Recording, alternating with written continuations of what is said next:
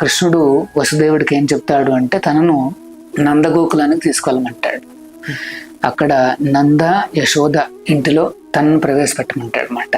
ఆ రకంగా వసుదేవుడు చిన్న కృష్ణుడిని ఒక చిన్న బుట్టలో పెట్టుకొని ఇలాగే వర్షాకాలంలో మోసుకుంటూ వెళ్తూ ఉంటే ఎన్నో రకాల అద్భుతాలు జరుగుతాయి. మధ్యలో కూడా యశోద ఇంటికి చేరుకుంటాడు. చేరుకుని అప్పుడే ఆవిడ కూడా ఒక చిన్న అమ్మాయికి భర్తనిస్తుంది. సో అక్కడికి వెళ్ళి కృష్ణుడిని అక్కడ పక్కన పడుకోబెట్టి ఆ చిన్నపిల్లని తీసుకుని ఇంటికి వచ్చేస్తాడనమాట. ఆ చిన్నపిల్లని చంపడానికి ప్రయత్నిస్తాడు కంసుడు. కానీ ఆ అమ్మాయి సాధారణమైన బాలిక కాదు, సాక్షాత్తు అమ్మవారు దుర్గాదేవి. ఆమె అంబరానికి ఎగసి కంసుడికి వార్నింగ్ ఇస్తుందన్నమాట. నీ మృత్యు ఆల్రెడీ జన్మించింది, నువ్వు వెంటనే వీళ్ళని వదిలిపెట్టేసి ఇంకా పిల్లల్ని ఎవరిని చంపకూడదని వార్నింగ్ ఇచ్చి అమ్మవారు అంతర్ధానం అయిపోతారు.